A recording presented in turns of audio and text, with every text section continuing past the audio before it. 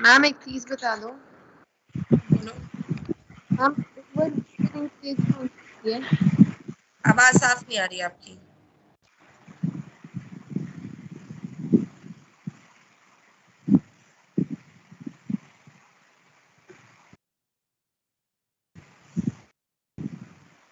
Hello Akshita, अब आ रही है? बेटा थोड़ा पास आके बोलो, थोड़ा ऊंचा बोलो। मैम आई एम आस्किंग कि ओवर विंटरिंग स्टेज कौन सी होती है? ओवर विंटर मतलब अनफेवरेबल एडवर्स कंडीशन, तो ओवर विंटरिंग स्टेज मतलब अनफेवरेबल कंडीशंस को कोप अप करना। तो मैम जायगोट में वो एबिलिटी होती है ना? हाँ, अगर उसके अराउंड थिक वॉल आ जाए तो।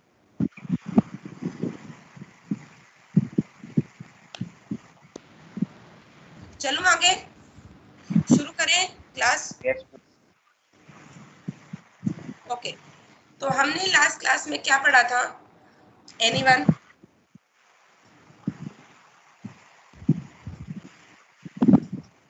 Mainly क्या?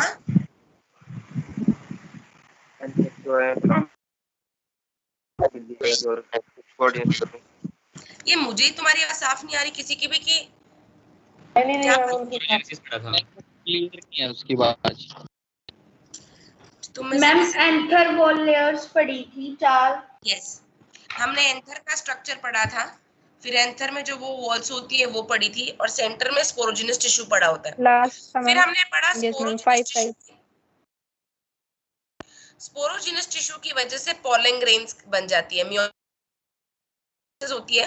स्पोरोजिनस टिश्यू का कुछ सेल्स एक्ट करते हैं माइक्रोस्पोर मदर सेल या पॉलन मदर सेल, और उन पॉलन मदर सेल में क्या हो जाती है? मियोसिस, और उससे बनते हैं पॉलन ग्रेन्स। यही पढ़ा था ना? Yes ma'am. Yes ma'am. चलिए तो आगे शुरू करते हैं। अभी तक हमने क्या पढ़ा, थोड़ा सा एक छोटा सा रिव्यू। सेंटर में एंथस में क्या पढ़ा है? स्पोरोजिनस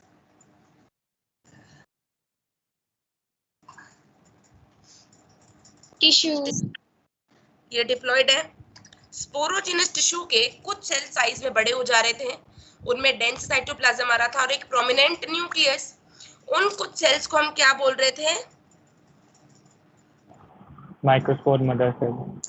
माइक्रोस्पोर मदर सेल या फिर पॉलन मदर सेल, ये भी डिप्लॉयड है। ठीक है, पॉलन मदर सेल में फिर क्या कराई? मियोसिस। Very good. मियोसिस करा के क्या बन गए? गैमीट,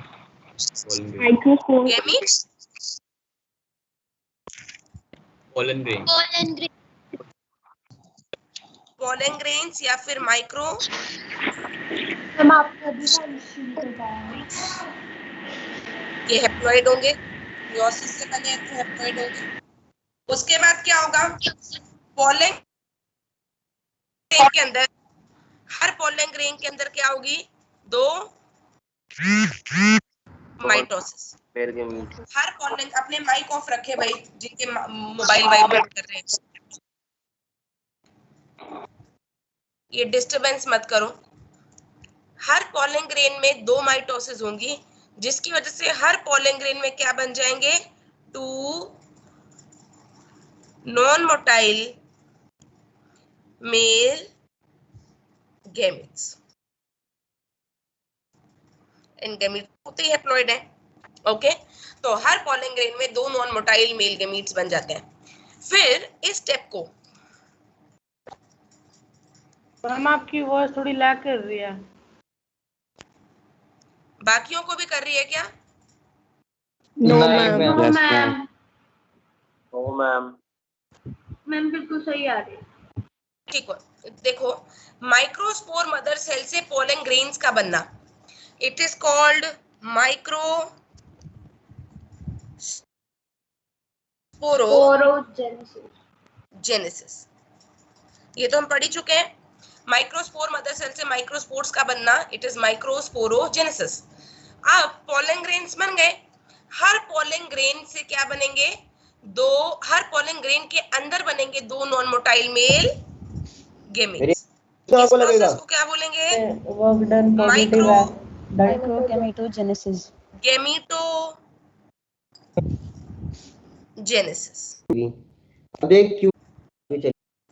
तो लास्ट क्लास में अपने माइक्रोस्पोरोजेनेसिस पढ़ लिया था कि माइक्रोस्पोर मदर सेल से माइक्रोस्पोर्स कैसे बनेंगे, पॉलन ग्रेन्स कैसे बनेंगे। तो आज की क्लास में सबसे पहले तो हम पॉलन ग्रेन का स्ट्रक्चर पढ़ेंगे, और पॉलन ग्रेन का स्ट्रक्चर पढ़ने के बाद फिर हम देखेंगे कि माइक्रोगैमेटोजेनेसिस कैसे होगा, मतलब उनके अंदर मेल गैमीट्स कैसे बनेंगे। तो शुरू करें। Yes, ma'am. Yes. ओके, अब नाउ हेडिंग डालेंगे बेटा। यार मैं अपनी बेड टेबल ले आऊं, एक मिनट, मुझे इसे लिखने में दिक्कत हो रही है, जस्ट गिव मी 1 मिनट, अभी आई।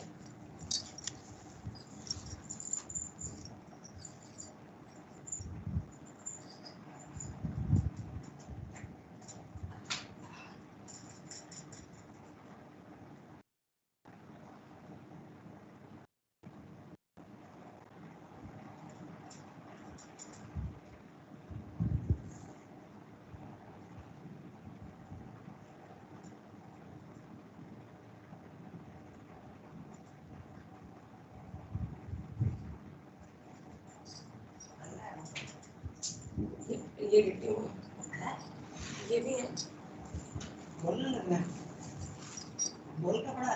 उनकी तो भी क्लास का टाइम हुआ ही नहीं, 1 बजे यूट्यूब चला रहे।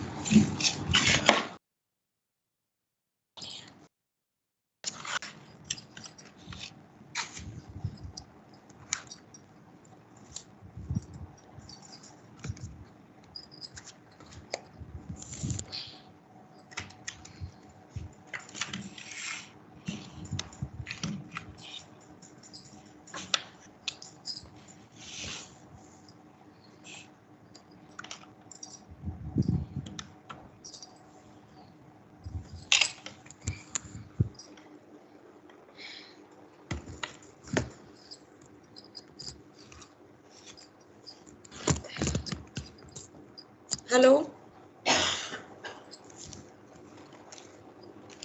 Hello, yes ma'am.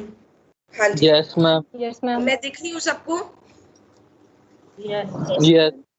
Yes. अच्छा, मैम स्क्रीन दिख रही है। मतलब स्क्रीन एग्जिट करोगे तो मेरा कैमरा ऑन है ना? वीडियो। ठीक, तो अब हम शुरू करेंगे। तो हेडिंग डाल दीजिए पॉलन ग्रेन। आज सुबह से ना यहाँ पे लाइट नहीं है कुरुक्षेत्र में, और मेरा लैपटॉप चार्ज नहीं है, और इन्वर्टर पे भी सिर्फ एक वाईफाई का ही स्विच है बस। तो अगर बाय चांस बैटरी लाइट वगैरह नहीं आई और टाइम से पहले अगर ऑफ हो जाए कुछ, तो समझ जाना। अभी तो है, क्लास चल जानी चाहिए पूरी, लेकिन बाय चांस अगर पहले खत्म हो जाए तो समझ जाना।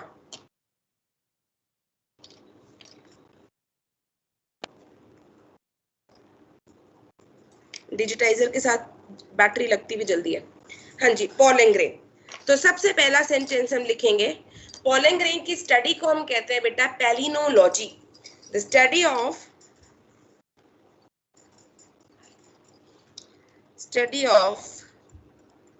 pollen grain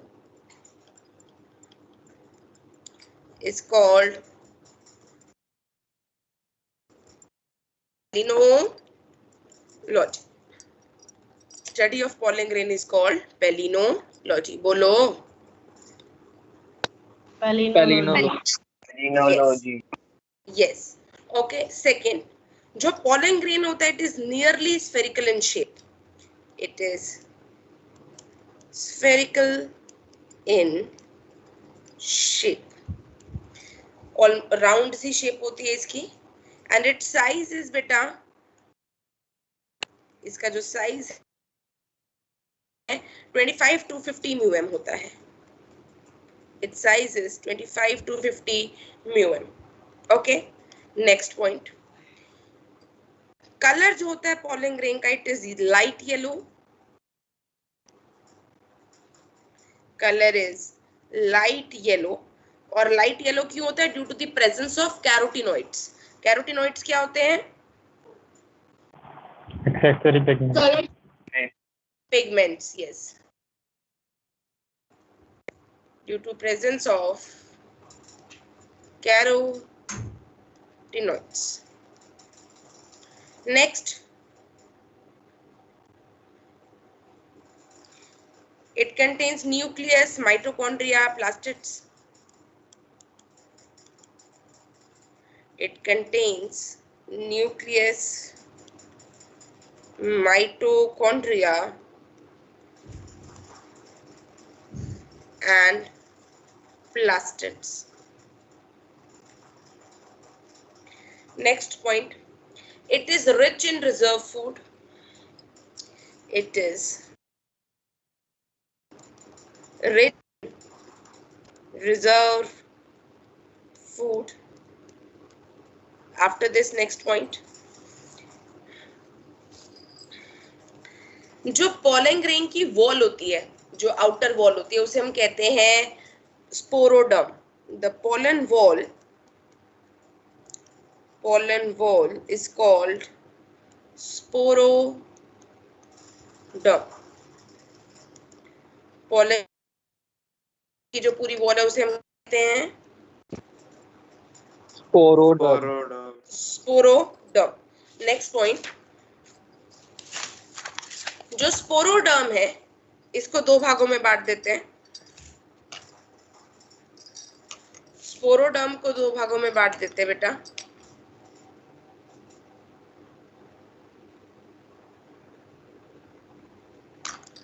स्पोरोडर्म को दो भागों में बांट देते हैं. पूरी वॉल में जो आउटर लेयर होती है उसे कहते हैं exine. Outer layer is called exine. और जो अंदर वाली लेयर होती है उसे कहते हैं एंटाइन. The inner one is called एंटाइन. ठीक है. एक्साइन जो है, एक्साइन के बारे में लिखेंगे. एक्साइन जो है ये डिसकंटिन्यूअस है, बना के दिखाऊंगी मैं ये. एक्साइन जो है इट इज डिसकंटिन्यूअस लेयर, जबकि एंटाइन जो है इट इज, लाइट आ गई, इट इज कॉन्टिन्यूअस लेयर. एंटाइन जो है इट इज कॉन्टिन्यूअस लेयर है, ये थिक है, लेकिन एंटाइन जो है वो थिन लेयर है. एक्साइन जो है it is made up of, exine is made up of sporopollenin. It is made up of sporopollenin. ठीक है. जबकि एंटाइन जो है it is made up of cellulose and pectin. एंटाइन is made up of cellulose and pectin. ठीक है. Exine के ऊपर कुछ प्रोटीन्स प्रेजेंट होते हैं which are called compatibility proteins, जो कि कौन सिक्रीट कर रहा था? पॉलन किट टेपिटम, है ना. It is covered with proteins like compatibility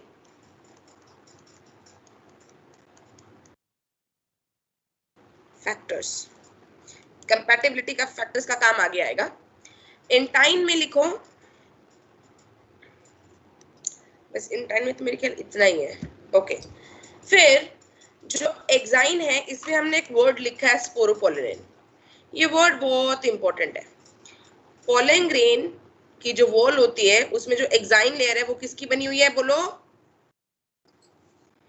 sporopollenin. Sporopollenin के बारे में थोड़ा सा लिखेंगे. स्पोरोपोलेनिन के बारे में थोड़ा सा लिखेंगे.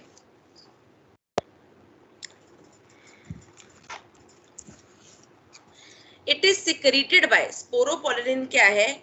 It is secreted by tapetal cells. It is secreted bye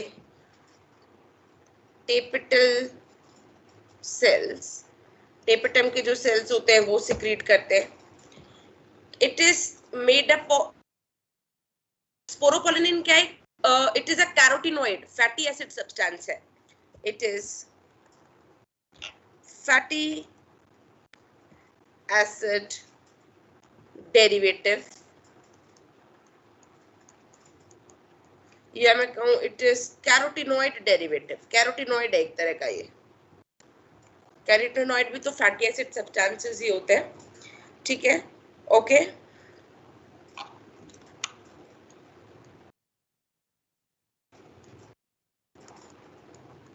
derivative. Next is it is responsible for sculpturing of pollen grain. बताती हूँ क्या मतलब है. It is responsible for sculpturing of pollen grain. Is responsible for sculpturing of pollen grain. जो pollen grain है, हाँ, जो pollen grain है इसके ऊपर, उनको कह दो वो ले लेंगे क्लास दे रहे. जो पोलन ग्रेन है उसके ऊपर अलग अलग तरह के पैटर्न्स और डिजाइन्स होते हैं, इन्हें कहते हैं स्कल्पचरिंग. और ये पैटर्न्स और डिजाइन्स स्पोरोपोलिन की वजह से होते हैं. पोलन ग्रेन जो है it exhibits different type of patterns and designs on it. Okay, sculpturing का क्या मतलब है? Patterns and designs. हाँ, different type of patterns and designs.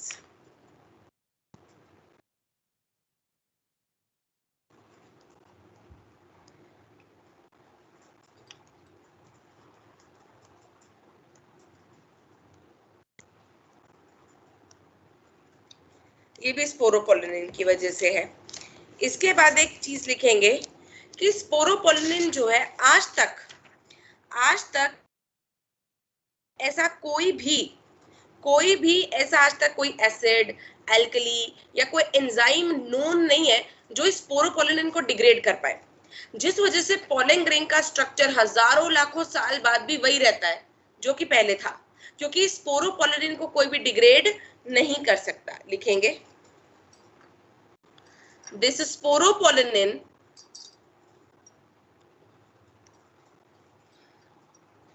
this is highly resistant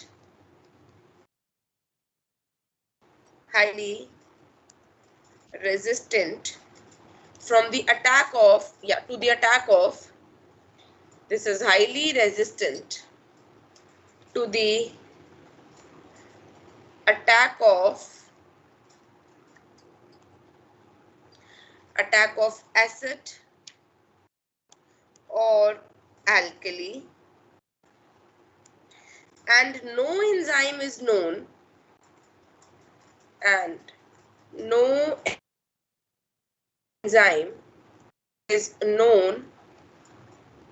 till date which can degrade it,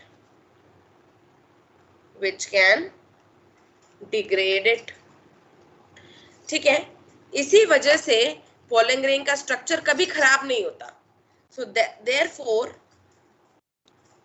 therefore pollen grain structure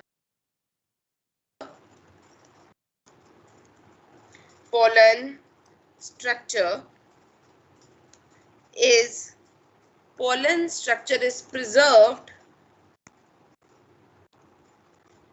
for thousands of years.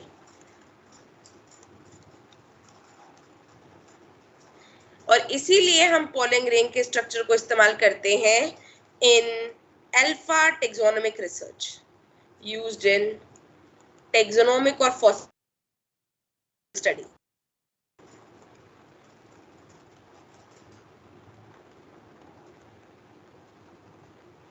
ठीक है, taxonomic या fossil studies में इसको यूज करते हैं. क्यों? क्योंकि अगर कोई प्लांट धरती पे 1000 साल पहले था और उसका पोलन ग्रेन आज भी उसी स्ट्रक्चर का होगा, क्योंकि उसके ऊपर स्पोरोपोलिन की लेयर है जिसको कोई डिग्रेड कर ही नहीं सकता. तो पॉलन ग्रेन का स्ट्रक्चर हमेशा वैसा ही रहता है, कभी भी खराब नहीं होता। तो इसको फॉसिल स्टडीज में या टेक्सोनोमिक स्टडीज में हम इस्तेमाल करते हैं। समझ आया? समझ आया? Yes ma'am. Yes ma'am. चलो आगे चलूं, ये लिख लिया इतना? Yes ma'am. Yes ma'am. Okay no ma'am. लिख लो। ये स्पोरोपोलिन का इतना ही था। हाँ मैम इसको कोई डिग्रेड नहीं कर सकते, इसका मतलब मैम ये टेम्परेचर को भी कोई इफेक्ट नहीं पड़ेगा इसके ऊपर? तो टेम्परेचर से भी ये इफेक्ट नहीं होती है। तो वैसे ही रहता है।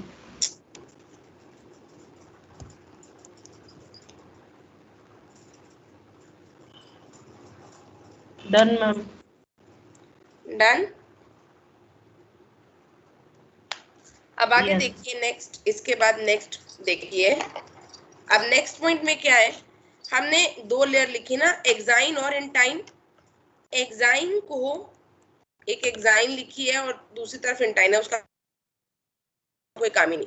एक्साइन को फिर दो भागों में बांट दो। एक्साइन को दो भागों में बांट दो। आउटर वाली एक्ट एक्साइन, मैम इंटाइन वाली खत्म होगी। हाँ, और इनर वाली एंड एक्साइन। स्पोरोडर्म को पहले दो भागों में बांटा, एक्साइन और इंटाइन। फिर एक्साइन को फर्दर दो पार्ट्स में बांट दिया, एक्ट एक्साइन एंड एक्साइन। ठीक है, और एक्ट एक्साइन की भी 3 लेयर्स होती हैं फर्दर। हालांकि ये आउट ऑफ सिलेबस है पर मॉड्यूल में है तो मैं बता रही हूँ। आउट सबसे बाहर एक्ट एक्साइन में सबसे बाहर होती है टेक्टम, फिर बैक्यूला एंड सबसे अंदर foot layer. Tectum, bacula and foot. ये दोनों लेयर्स तो होती है जिसके ऊपर पैटर्न्स वगैरह प्रेजेंट होते हैं, यानी ये दोनों लेयर क्या है, स्कल्पचर्ड। लेकिन जो फुट वाली लेयर है, it is not sculptured, it is not sculptured. उस पे कोई पैटर्न और डिजाइन्स नहीं होते।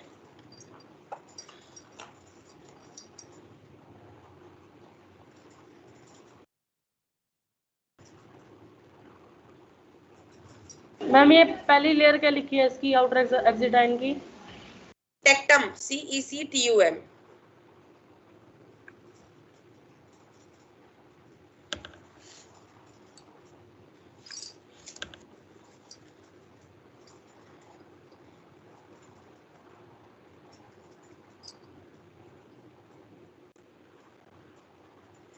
मैम ये क्या लिखा है, बैक्यूला को पहले वाली लेयर कौन सी है? क्या? बैक्यूला टेक्टम, TECTUM। मैं बस कल्चरिंग डालोगे क्या था? स्कल्पचरिंग का मतलब होता है पॉलन ग्रेन पे अलग अलग तरह के डिजाइन्स का होना। तो अलग अलग वो जो डिजाइन्स है वो टेक्टम और बैक्यूला लेयर पे होते हैं, फुट लेयर पे नहीं होते।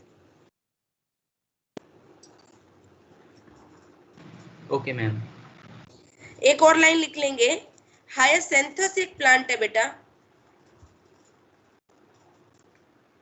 हायासिंथस एक प्लांट है। तो हायासिंथस में क्या होता है, हायासिंथस में क्या होता है, पॉलन ग्रेन्स जो है वो बिल्कुल एम्ब्रियो सैक जैसी दिखती हैं। Pollen grains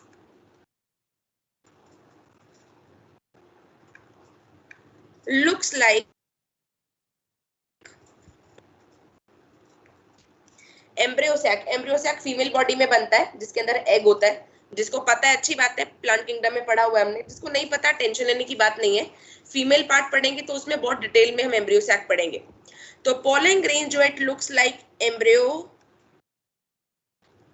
sac. Pollen grain जो है बिल्कुल एम्ब्रियो सैक जैसा दिखता है।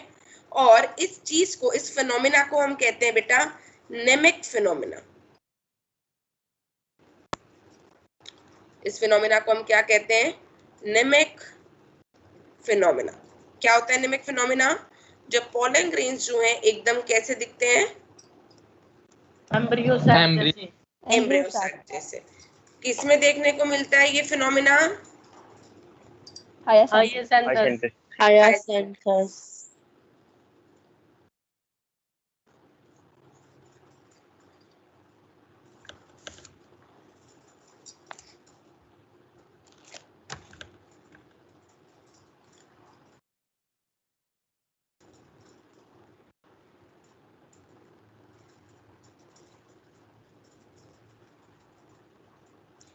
अब मैंने तुम्हें एक चीज बोली है तो एक और लाइन लिख देती हूँ, इसका मतलब तुम्हें पता है, लिखो फिर बताती हूँ।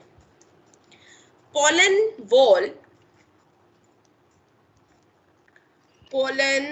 wall shows a fascinating array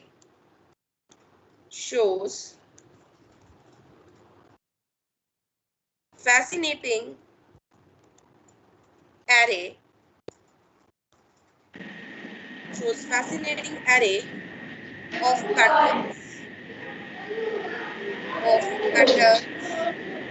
इसका माइक ऑन है, ऑफ कर ले।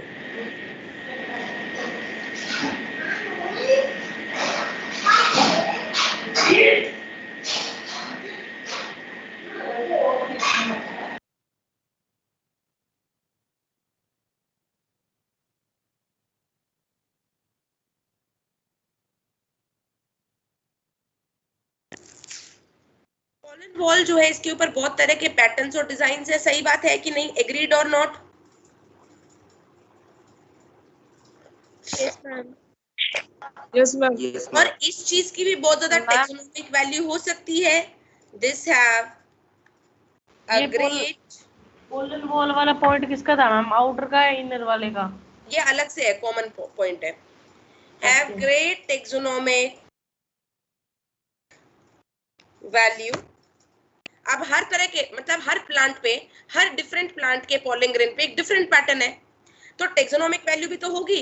मैं पोलन ग्रेन के ऊपर जो डिजाइन है वो देख के बता सकती हूँ कि कौन से प्लांट का पोलन ग्रेन होगा, राइट और रॉन्ग? Yes ma'am. यस। देखो टमाटो के जो पोलन ग्रेन्स है वो कुछ अलग होगा उस पे डिजाइन, और हो सकता है कि एप्पल के पोलन ग्रेन्स पे अलग डिजाइन हो।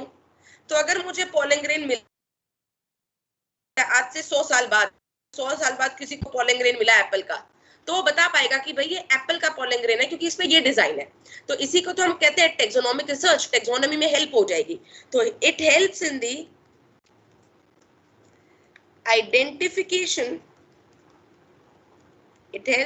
identification of plant the pollen grain belongs to. The pollen grain belongs to. ठीक है, राइट? मैम हाँ जी। मैम जो टोमेटो का हर एक पोलन ग्रेन होगा उन पे सब पे स्ट्रक्चर सेम होगा? हाँ, टमाटो के जितने भी पोलन्स हैं वो सारे सेम होंगे। Okay ma'am. मतलब मैम इसमें कोई वेरिएशन नहीं आएगी? नहीं, एक स्पीशीज के तो पोलन सारे सेम ही होंगे। Okay ma'am.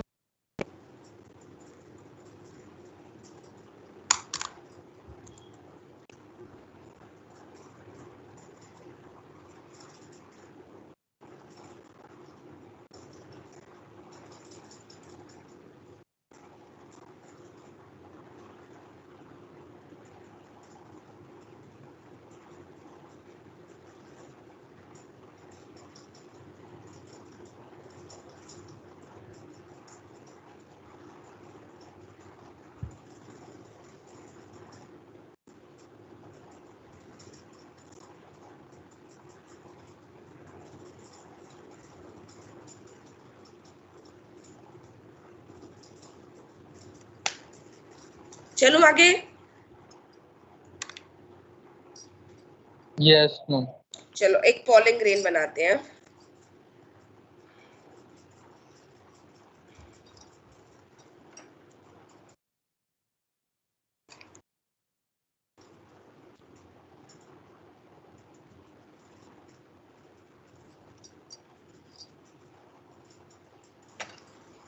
ये मैंने बनाई इंटरनल लेयर जिसका नाम है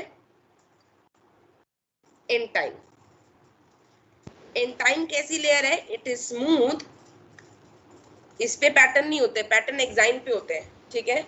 it is smooth and continuous, okay. और बाहर की तरफ लेयर होगी जिसे हम कहते हैं क्या? एक्साइन। इस एक्साइन के अलग अलग पैटर्न और डिजाइन हो सकते हैं। इस एक्साइन पे अलग अलग पैटर्न और डिजाइन हो सकते हैं। जैसे मैंने कोई भी एक पैटर्न बना लिया, आप कोई और पैटर्न बना सकते हो इस तरह से। So this is exine, outer layer is exine, it is uneven, या मैं कहूं sculptured and discontinuous. It is sculptured and discontinuous, okay। अंदर एक प्लाज्मा मेम्ब्रेन बना दे।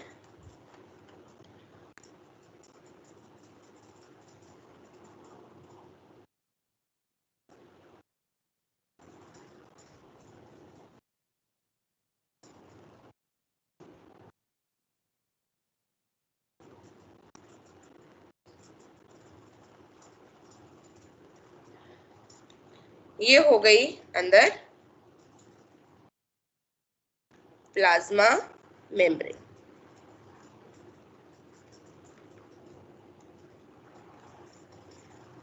अंदर क्या पड़ा है?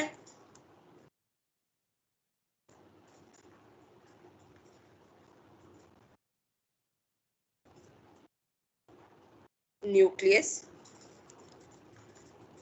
और ये बना देते हैं एक वैक्यूल।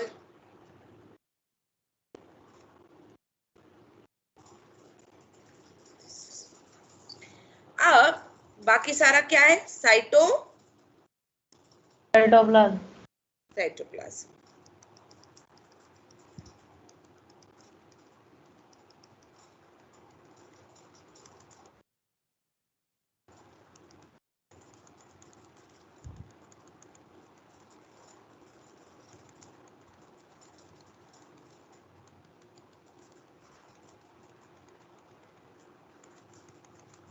साइटोप्लाज्म।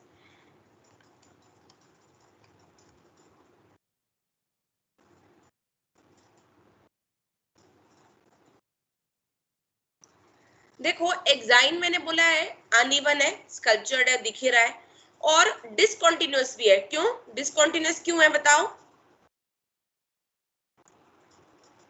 आपको कहीं कहीं दिख रहा है? कहीं कहीं दिख रहा है ऐसी जगह जहाँ पे मैंने एक्साइन नहीं बनाई? जैसे आप इस जगह को देखो, ये वो जगह है जहाँ पे एक्साइन एब्सेंट है। एक यहाँ पे भी ये जगह है जहाँ पे एक्साइन एब्सेंट है।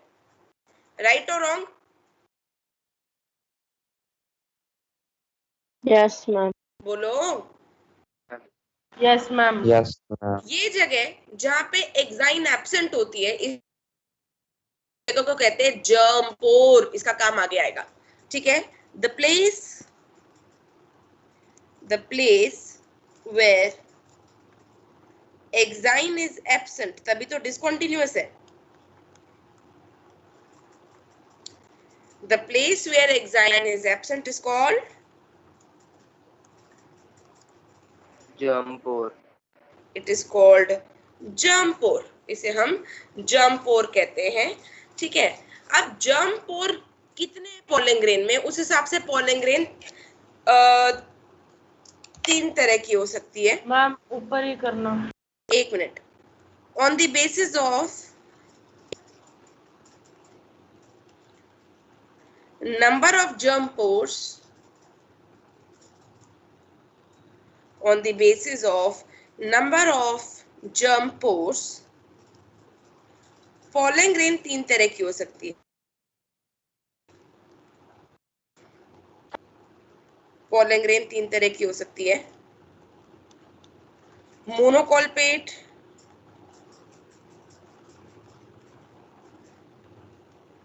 बाइकॉलपेट, ट्राइकॉलपेट। जो मोनोकॉलपेट पॉलन ग्रेन है मतलब एक ही जर्म पोर, नाम से पता चल ही रहा है ना, अगर सिर्फ एक ही जर्म पोर है तो मोनोकॉलपेट, 2 जर्म पोर है तो बाइकॉलपेट और 3 जर्म पोर है तो ट्राइकॉलपेट। मोनोकॉलपेट कंडीशन हमें देखने को मिलती है बेटा मोनोकॉट्स में, और बाइकॉलपेट और ट्राइकॉलपेट कंडीशन देखने को मिलती है हमें डाइकॉट्स में। क्लियर? Okay, yes ma'am. इसका रोल क्या है वो आगे आएगा, अभी कुछ देर में बताऊंगी। ठीक है, 1:40 तक पढ़ेंगे हम, टाइम का ध्यान रखना। हाँ बोलो। 3 से ज्यादा जर्म पोर्स हो ही नहीं सकते। नहीं, नॉर्मली नहीं होते हैं। Okay ma'am. अब देखो आगे, नेक्स्ट इज साइटोप्लाज्म। थोड़ा सा इसके बारे में भी लिख लेती हूँ। साइटोप्लाज्म की अगर हम बात करें तो साइटोप्लाज्म में क्या होगा बेटा, साइटोप्लाज्म जो है it contains unsaturated fatty acids. Cytoplasm में क्या क्या पड़ा होगा, it contains unsaturated fatty acids, और दूसरी और क्या होगा, न्यूट्रिएंट्स। साइटोप्लाज्म में बहुत सारे क्या पड़े होंगे, न्यूट्रिएंट्स। जो अनसैचुरेटेड फैटी एसिड्स हैं ये काम क्या करते हैं, ये पॉलन ग्रेन को यूवी रेज के हार्मफुल इफेक्ट से बचाते हैं। ये फैटी एसिड यूवी रेज को एब्जॉर्ब कर लेते हैं ताकि न्यूक्लियस तक, डीएनए तक पॉलन ग्रेन के यूवी रेज ना पहुंच, म्यूटेशंस वगैरह ना हो। They protect the pollens, they protect the pollens from UV rays। ठीक है, और न्यूट्रिएंट्स जो है मतलब पॉलन ग्रेन में इतने सारे न्यूट्रिएंट्स होते हैं, इसीलिए हमें मार्केट में पॉलन सिरप्स या पॉलन टैबलेट्स मिलती हैं, क्योंकि पॉलन ग्रेन के अंदर खूब न्यूट्रिएंट्स है, राइट। सो पॉलन फूड सप्लीमेंट्स आते हैं मार्केट में, पॉलन फूड सप्लीमेंट्स आते हैं मार्केट में,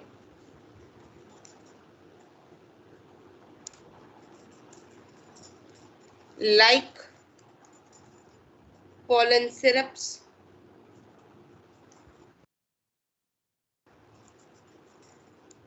and tablets। और ये pollen syrups और tablets को कंज्यूम किया जाता है, एथलीट्स वगैरह खाते हैं, जो रेस हॉर्सेस होते हैं, जो घोड़े रेस में दौड़ते हैं, उनको खिलाया जाता है ताकि उनकी परफॉर्मेंस क्या हो, इंक्रीज हो। It is consumed by, it is consumed by athletes and race horses to increase their performance, to increase their performance। Clear? Okay.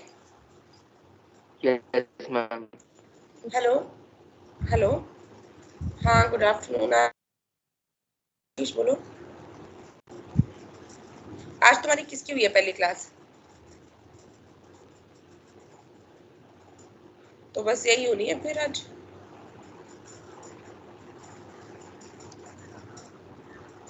पूरा 11th आएगी संडे को। बॉटनी। अच्छा मुझे ये बताओ, अभी क्या टाइम, सेकंड क्लास चल रही है ना तुम्हारी? हाँ हाँ हाँ, ठीक है ठीक है ठीक है, okay okay.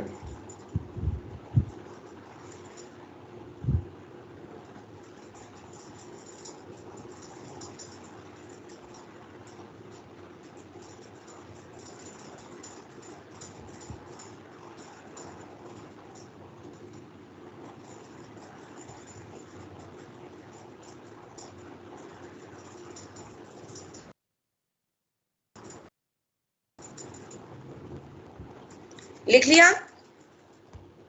No ma'am. No ma'am. Ma'am एक बार थोड़ी स्क्रीन ऊपर करना। अच्छा बस।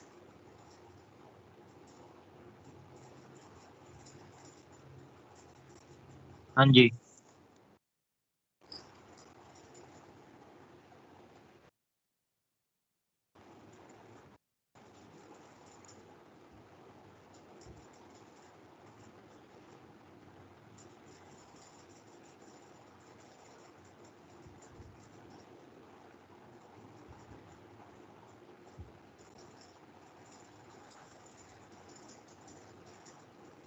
मैम ये पॉलन टैबलेट स्टेमिना को इंक्रीज करती होगी ना?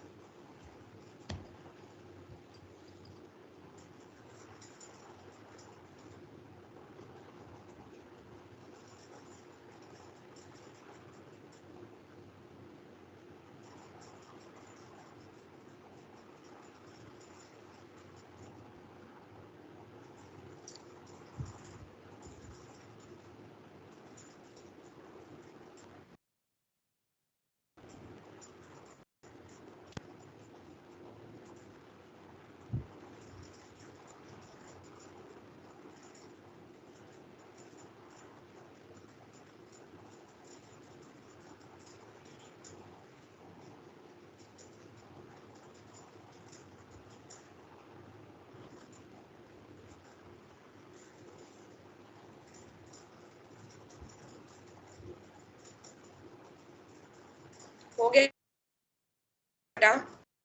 No ma'am. Yes ma'am.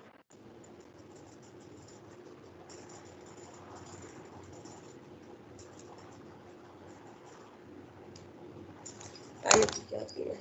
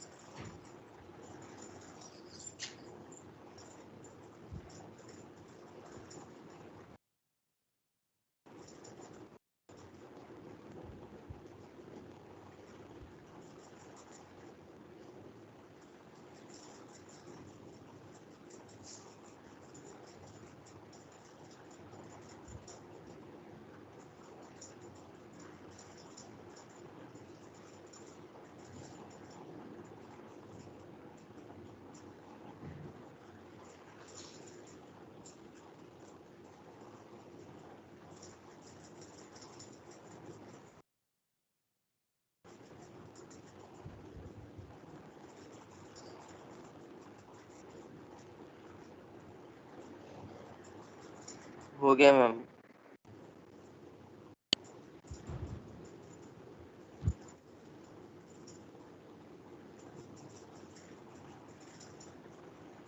हो गया मैम।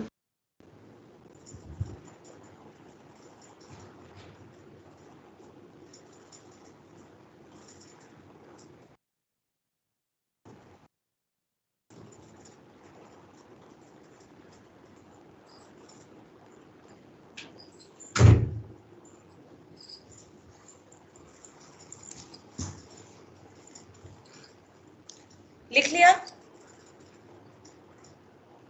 Yes ma'am. चलूं आगे? Yes ma'am. वेट करूं या चलूं? Done ma'am. ठीक है, आगे चलते हैं बेटा। अब पॉलन ग्रेन के लिए दो वर्ड्स यूज होते हैं, मतलब जिसमें बच्चे ना अक्सर कंफ्यूज हो जाते हैं, तो हम इसको डिस्कस करते हैं अच्छे से। 2 वर्ड्स होते हैं, एक तो पॉलन ग्रेन की viability,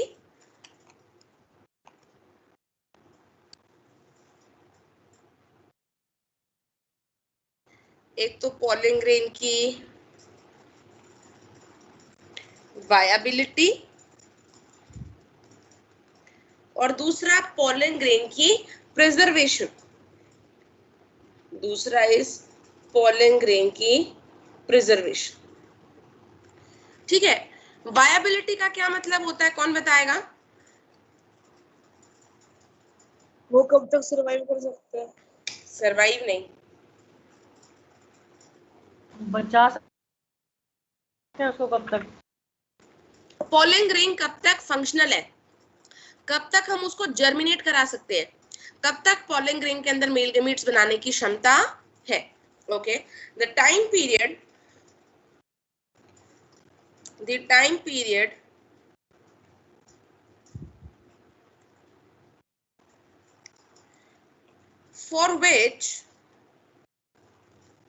for which pollen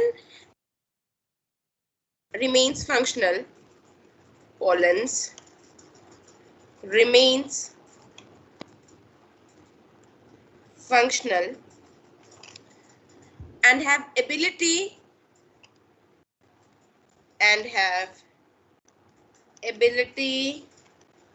to germinate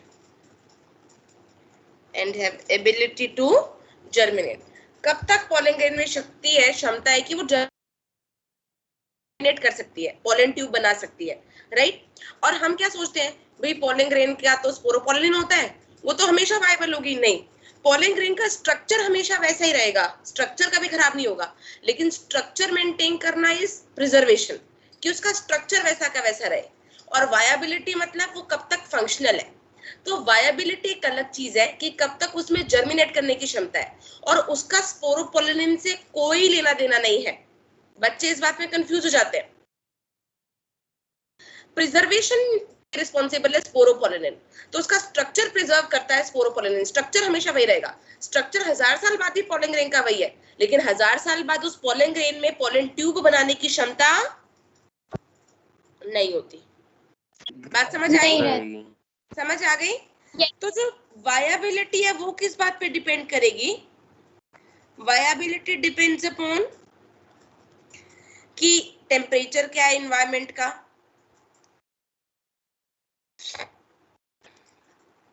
humidity कितनी है,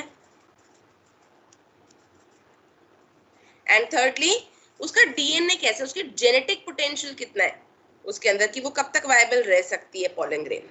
तो जेनेटिक पोटेंशियल यानी उसके डीएनए में क्या कैसे जीन्स है, ये सब चीजें डिसाइड करती हैं कि वो वायबल कब तक रहेगी। एग्जाम्पल अगर मैं बात करूं बेटा किसकी, wheat and rice, if I rice, तो इनके जो पॉलन ग्रेन्स हैं इनकी वायबिलिटी काफी कम होती है, दे हैव लो वायबिलिटी, कितनी, 30 मिनट्स, दैट्स इट।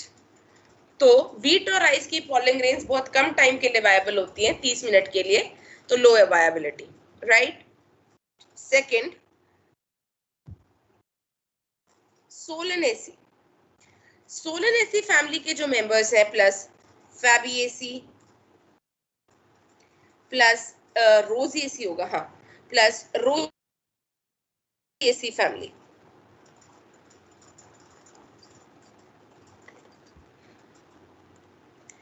इन तीनों की वायबिलिटी क्या है, several months, they have viability of several months, इनकी थोड़ी ज्यादा है, सेवरल मंथ्स।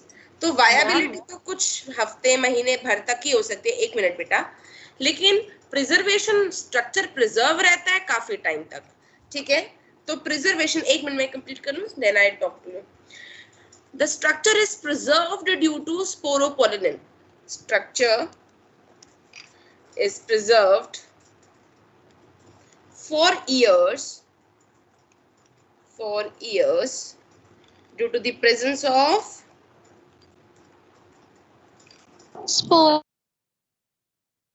स्पोरोलिन नहीं, स्पोरोपोलेनिन। अब मुझे अगर स्ट्रक्चर को प्रिजर्व करना है ना, तो हम बहुत लो टेम्परेचर पे पोलन ग्रेन्स को प्रिजर्व करते हैं। कौन सा लो टेम्परेचर बताएगा कोई? 0 to 5 MD. Cryo preservation. Pollens are preserved.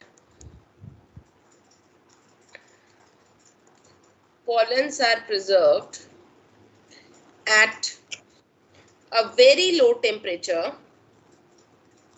At a very low temperature. कितना लो? -196 डिग्री सेंटीग्रेड। और -196 डिग्री सेंटीग्रेड हम वाटर से तो बना ही नहीं सकते, तो इस टेम्परेचर तक पहुंचाने के लिए हमें यूज करना पड़ता है लिक्विड नाइट्रोजन। लिक्विड नाइट्रोजन को यूज करके हम इतना टेम्परेचर मेंटेन कर सकते हैं, ठीक है। And these pollen grains are preserved in pollen banks. They are preserved in pollen banks. अब बोलिए कौन बोल रहा था? मैम जैसे व्हीट और राइस, मतलब जो पोलन ग्रेन होएगा, हाँ, अगर इसको मतलब रिप्रोडक्शन में टेक पार्ट करना है तो वो मतलब 30 मिनट में ही कर सकता है ना, फिर उसके हाँ। बाद तो पोलन ट्यूब बनेगी नहीं। 30 मिनट के अंदर अंदर अगर ये स्टिग्मा पे पहुंच गया तो काम हो जाएगा। अगर 1-1.5 घंटे तक हवा में ही फैलता रहा तो उसके बाद इसकी कैपेसिटी खत्म हो जाती है जर्मिनेट करने की। यस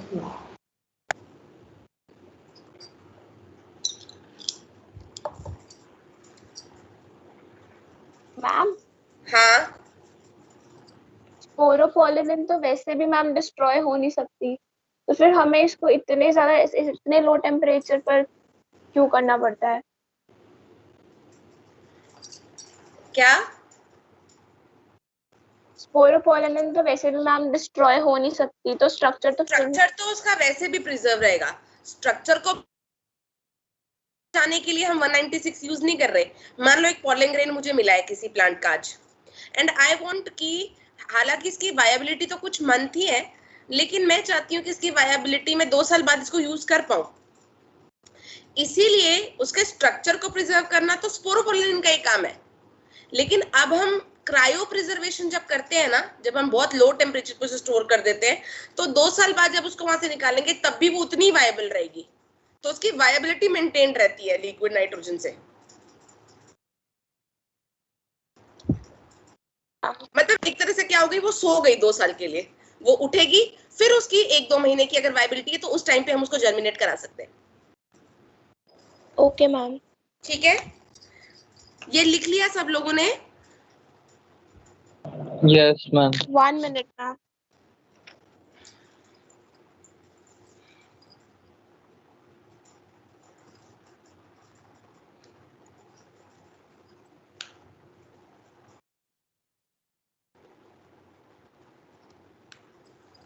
मैम इस प्रोसेस को क्या बोलते थे, इतने लो टेम्परेचर पर जब हम कराते थे?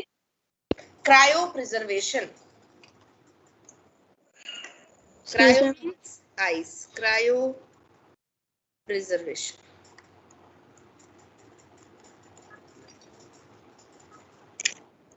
मैम आपने ना प्रीवियस क्लास में कुछ टर्म्स दी थी, मतलब हाँ, राइट, रेस्टिट्यूशन न्यूक्लियस। बताती हूँ। आप लोगों ने कोशिश की उसको ढूंढने की? Yes ma'am. हम लेवल 2 में गिवन है। दिया होगा बुक में, मॉड्यूल ने दिया हुआ है। यस मैम, लेवल 2 में। चलो बढ़िया।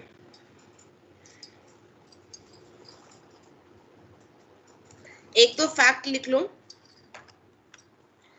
स्मॉलेस्ट पोलन ग्रेन होता है, स्मॉलेस्ट जो पोलन ग्रेन है ये होता है बेटा एक प्लांट का, which is myosotis. Smallest pollen grain होता है myosotis. Then is largest pollen grain, largest pollen grain जो होता है it is of Mirabilis. 4 o'clock plant. 4 o'clock plant, yes, Mirabilis jalapa. और longest सबसे लार्जेस्ट तो मिराबिलिस का है, पर सबसे लॉन्गेस्ट पोलन ग्रेन है ये होता है बेटा ज़ोस्टेरा। ये होता है किसका? ज़ोस्टेरा।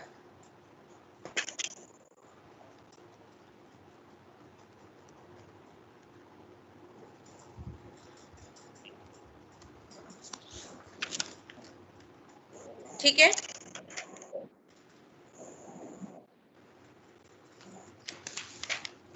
Yes ma'am. एक ऐसी एक और पोलन, अगर वायबिलिटी पता करानी है ना, पोलन की वायबिलिटी या सीड की वायबिलिटी, ये 11th में प्लांट ग्रोथ एंड डेवलपमेंट में भी नाम लिखवाया था, फिर लिख लो। If you want to know the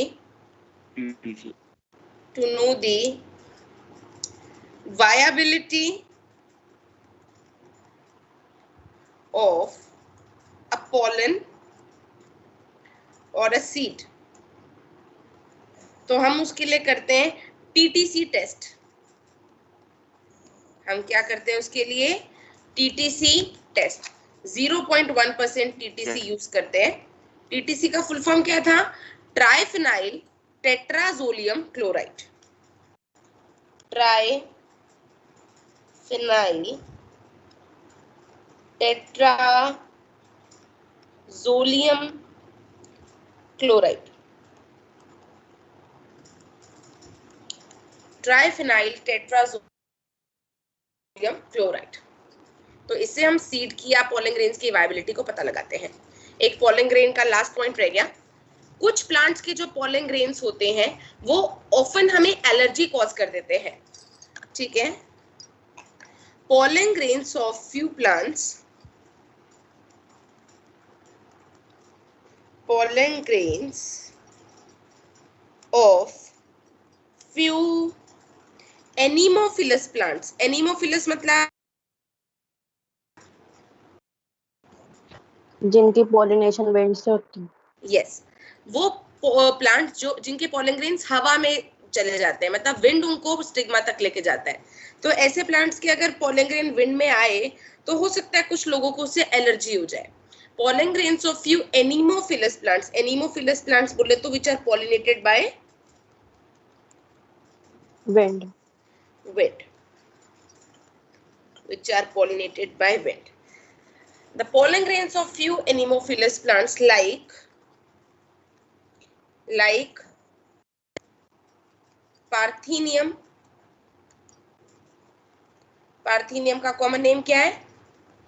carrot grass. Carrot grass, गाजर घास भी कहते हैं, कांग्रेस ग्रास भी इसी को कहते हैं। पार्थीनियम, उसके बाद Ricinus,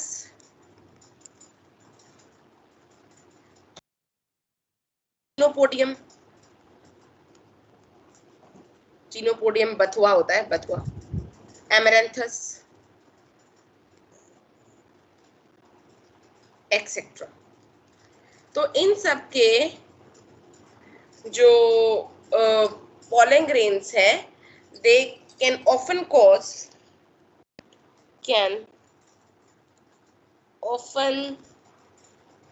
cause allergic responses। Allergic responses जैसे कि हे फीवर,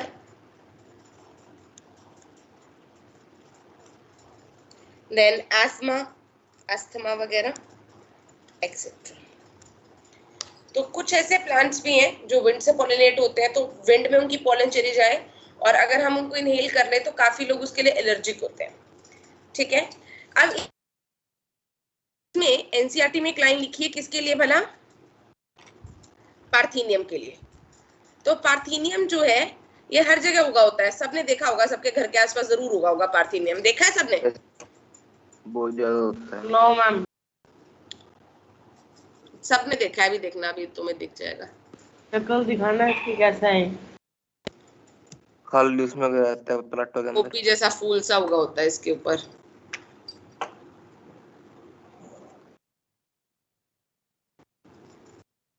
ये घरों के आगे होते हैं।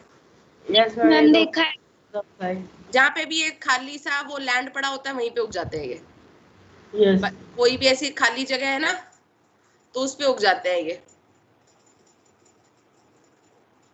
अगर आप कोई प्लॉट की सफाई वगैरह ना करो तो वहां पे आ जाते हैं। आप पता चला? Yes ma'am. मेरे तो घर के बाहर ही उगा हुआ है।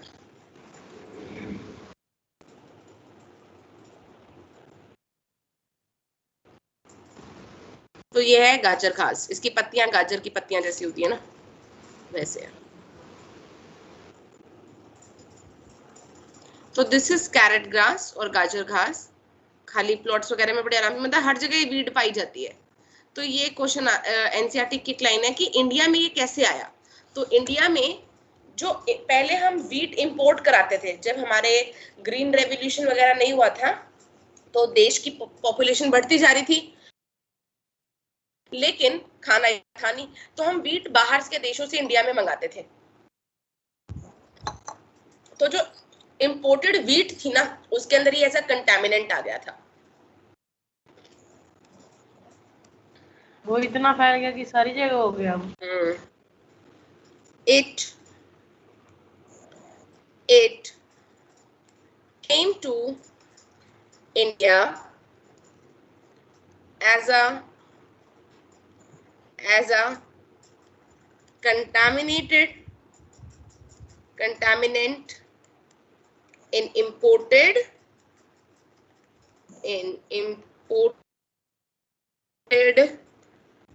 wheat।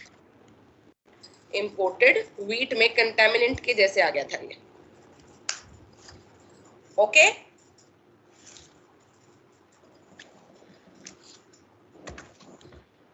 कंटामिनेंट का मीनिंग क्या होता है?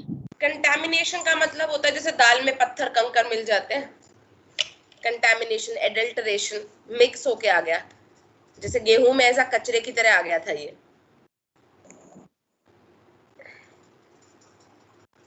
इसके स्पोर्स वगैरह आ गए होंगे इंडिया में, फिर ये उग गए होंगे और ऐसे शुरू हो गए। हाँ 45 हो गई। कंटामिनेंट होगा, स्पेलिंग गलत लिखी मैंने। डाउट्स भी ले लेंगे। क्या हो गया? डाउट्स भी ले टाइम लेंगे। हो गया, वो कह रहा है 45। अच्छा, ये लिख लिया सबने? 1 minute. Yes ma'am.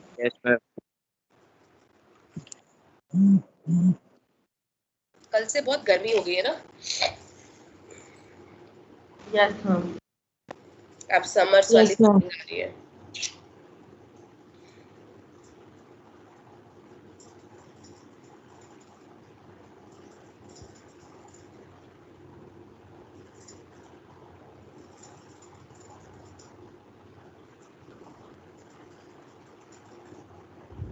Done ma'am.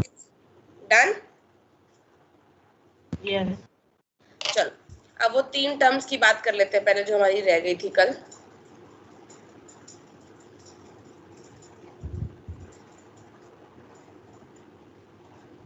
हाँ जी, सबसे पहली टर्म थी हमारी पॉलीप्लॉइडी। पॉलीप्लॉइडी का मतलब क्या होता है? पॉलीप्लॉइडी का मतलब बताओ। हम डिप्लॉइड है, हमारे पास हर सेल में, हर न्यूक्लियस में, हर क्रोमोसोम की 2 कॉपी है। लेकिन अगर हर क्रोमोसोम की 2 से भी ज्यादा कॉपी हो जाए तो उसे क्या बोलते हैं? पॉलीप्लॉइडी। ऐसा हम करा सकते हैं यूजिंग कॉल्चिसिन। कॉल्चिसिन का ट्रीटमेंट अगर हम करें तो हमारे क्रोमोसोम्स की कॉपीज बढ़ती जाती है। तो हैप्लॉइड ऑर्गेनिज्म में क्रोमोसोम की कॉपी होती है, हर सिंगल कॉपी। हम डिप्लॉइड है, हमारे पास हर क्रोमोसोम की कितनी कॉपीज है? 2। हम डिप्लॉइड है। अगर 2 से भी ज्यादा कॉपी हो जाए तो उसे कहते हैं पॉलीप्लॉइडी, और इसे करवा सकते हैं हम बाय यूजिंग कॉल्चिसिन। तो ये लिख लो फटाफट। If a cell has more than 2 copies of each chromosome.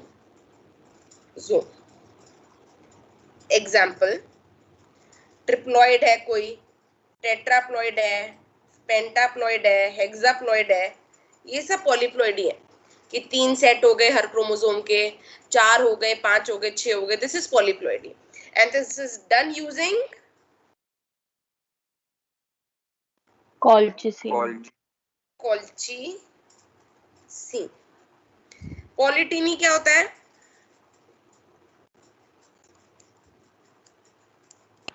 Large chromosome having thousands of strands.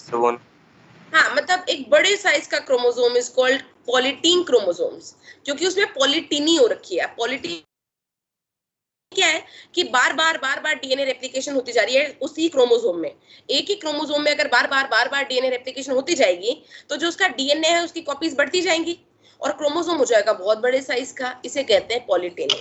It occurs if repeated DNA replication occurs.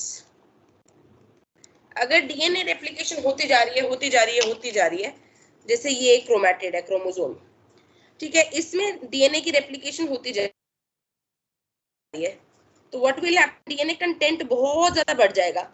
इस वजह से ये क्रोमोसोम बहुत बड़ा और जायंट साइज का हो जाएगा। इसे हम पॉलीटीन क्रोमोसोम बोल देंगे। पॉलीटीनी हुई है उसमें। And last is restitution nucleus. अगर आपको डायनोफ्लैजेलेट्स याद हो 11th में, तो हमने एक टर्म पढ़ी थी कैरियोकोरोसिस, याद है? डायनोमाइटोसिस, वो एमाइटोसिस नहीं, किसी को याद नहीं। Restitution nucleus. रेस्टिट्यूशन न्यूक्लियस क्या होता है? यूजुअली हमें पता है कि जब सेल डिवीजन होती है, जब माइटोसिस होती है, तो फिर न्यूक्लियर एनवेलप डीजेनरेट कर जाता है ना? न्यूक्लियस जो है प्रोफेज में डीजेनरेट हो जाता है और टीलोफेज में एक न्यूक्लियस की जगह 2 न्यूक्लियस बन जाते हैं। ऐसा ही होता है ना? Yes ma'am. रेस्टिट्यूशन न्यूक्लियस क्या है? ये न्यूक्लियस है, इसके अंदर सारा प्रॉपर माइटोसिस हो रहा है, मतलब हर क्रोमोसोम की क्या होगी, मोनाड से डायड फॉर्म में आ गए। रेप्लिकेशन क्रोमोसोम्स की होती जा रही है, नॉर्मल माइटोसिस, लेकिन न्यूक्लियर मेम्ब्रेन डीजेनरेट नहीं करती, ठीक है? न्यूक्लियर मेम्ब्रेन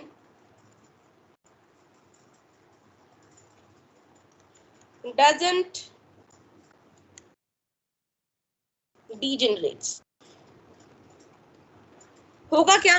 डीएनए की कॉपीज बढ़ती जा रही है, रेप्लिकेशन होती जा रही है। नॉर्मली क्या होना था, डीएनए डबल हुआ तो आधा डीएनए एक न्यूक्लियस में जाना था और आधा दूसरे में, तभी तो 2 न्यूक्लियस बनते हैं। लेकिन अब डीएनए डबल हो गया पर न्यूक्लियस एक का एक ही है, तो इसी वजह से क्या होगा, एक ही न्यूक्लियस में डीएनए का अमाउंट क्या होता जा रहा है, बढ़ता जा रहा है। This is restitution nucleus. समझ आई बात? Yes ma'am. Girls? Yes ma'am. Daksh? नहीं आई मैम ये वाली रेस्टिट्यूशन वाली। बेटा एक न्यूक्लियस है, उसके अंदर डिवीजन हो रहा है, तो डीएनए की कॉपीज बढ़ गई, एस फेज में डीएनए रेप्लिकेशन हो गई, तो बाद में क्या होता है, आधा डीएनए ऊपर चला जाता है, आधा नीचे, और 2 न्यूक्लियस बन जाते हैं। आधा डीएनए एक न्यूक्लियस में, आधा दूसरे में, तो 1 से 2 न्यूक्लियस बन जाते हैं। अब यहाँ क्या होगा, यहाँ डीएनए रेप्लिकेशन तो हो रही है, लेकिन बाहर से न्यूक्लियर मेम्ब्रेन टूट ही नहीं रही। एक ही न्यूक्लियस है, उसी के अंदर डबलिंग होती जा रही है, रेप्लिकेशन होती जा रही, तो एक ही न्यूक्लियस के अंदर डीएनए का अमाउंट बढ़ता जा रहा है। Yes ma'am. ऑल राइट, ठीक है मैम। मैम इसका रीजन क्या होगा? हाँ, इसका रीजन ऐसा डायनोफ्लैजेलेट्स वगैरह में देखने को मिलता है बस। मे बी वो प्रोटीन्स वगैरह नहीं होते होंगे जो न्यूक्लियर मेम्ब्रेन को ब्रेक वगैरह कराने के लिए इन्वॉल्व होंगे। मैम यहाँ पे कैसे हो गया, इसके अंदर इसमें कौन सी लेयर है टेपिटम में? टेपिटम सेल्स में कुछ ऐसा फिनोमेना होता होगा जो बाकी सेल्स में नहीं है, ये तो जेनेटिक लेवल पे कंट्रोल्ड होती है सारी चीजें। Okay ma'am. चलो अब इसको एग्जिट कर दूं स्क्रीन को। Yes ma'am. चलिए अब आप लोग अपने डाउट्स ले लीजिए फटाफट। डालें किसी ने डाउट्स? मैम मेरा रिप्रोडक्शन चैप्टर में एक था टॉपिक था मेरे को जो समझना है, क्या? वो भी बताओगे? माइक्रो प्रोपेगेशन आपने कराया था जो। टॉपिक नहीं भाई, पहले खुद पढ़ो और फिर डाउट्स लो। टॉपिक को ना समझाऊंगी मैं बार बार, एक बार उसको पढ़ के देखो, उसमें क्या समझ नहीं आया वो पूछो। ये मैम इसके बाद नहीं आया जब हमने एक्सप्लांट को मैम उसमें न्यूट्रिएंट मीडिया में डाला था।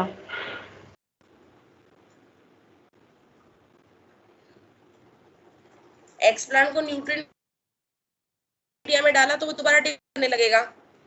जब ऑक्सिन और साइटोकाइनिन बराबर डालेंगे तो कैलस बन जाएगा, जब ऑक्सिन ज्यादा डालेंगे तो रूट्स आ जाएंगी, जब साइटोकाइनिन ज्यादा डालेंगे तो शूट आ जाएंगी। तो पहले ऑक्सिन ज्यादा डाल दो तो रूटिंग आज हो जाएगी, फिर साइटोकाइनिन ज्यादा डाल दो शूटिंग हो जाएगी, अल्टीमेटली प्लांट बन जाएगा। Okay ma'am. डाउट्स ले लीजिए बेटा आप लोग अपने।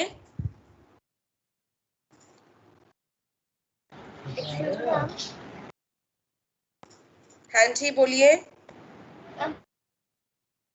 विवीपेरी क्या होता है? क्या? विवीपेरी।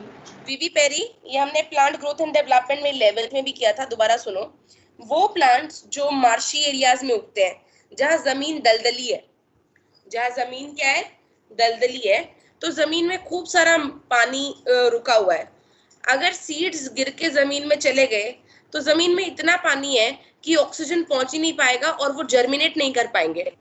तो ऐसे प्लांट्स ने क्या स्ट्रैटेजी निकाली कि पेड़ पे लगे लगे ही, जो बच्चे लीव कर रहे हैं उनको मेरा एक मैसेज है कि प्लीज सुन लो, तुम्हारा कोई नुकसान नहीं है, फॉर्मेलिटी के लिए क्लास मत लगाया करो।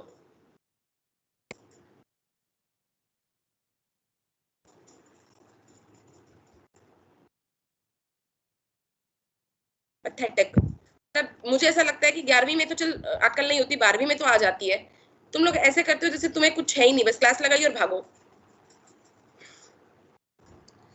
हाँ, तो विवीपेरी में क्या था कि इन प्लांट्स ने फिर एक स्ट्रैटेजी अपनाई। अगर इनके सीड्स नीचे गिर गए तो नीचे तो पानी पानी भरा हुआ है, तो सॉइल में ऑक्सीजन जा ही नहीं पाएगी और सीड जर्मिनेट नहीं कर पाएंगे। तो इन प्लांट्स के सीड जो है वो पेड़ पे लगे लगे ही जर्मिनेट कर जाते हैं। अगर सीड्स प्लांट पे लगे ही जर्मिनेट कर जाए तो इस फिनोमिना को कहते हैं विवीपेरी। इस फिनोमिना को क्या कहते हैं? विवीपेरी। जो कि मैंग्रोव प्लांट्स दिखाएंगे जैसे कि राइजोफोरा, सोनरेशिया, जिनके पास न्यूमेटोफोर्स भी थे +1 में मॉर्फोलॉजी में, है ना। तो इन प्लांट्स ये सीड लगे लगे ही जर्मिनेट हो जाता है ब्रांचेस पे, राइट। तो लेकिन इसका नुकसान क्या होगा? अगर सीड पेड़ पे लगे जर्मिनेट हो गया, फिर मैं उन सीड्स को स्टोर नहीं कर पाऊंगी, फिर तो वो उगेंगे ही 100%, फिर मैं अगले साल के लिए उनको स्टोर नहीं कर सकती। ठीक है, यस मैम। नेक्स्ट मैम एक एनसीईआरटी एग्जाम्पलर में था। हाँ बोलो। वो आपके पास एग्जाम्पलर हो कि वही खोल लो, भेजा नहीं जा रहा शेयर चैट बॉक्स में। हाँ जी। बाकी अगला बोलो तब तक।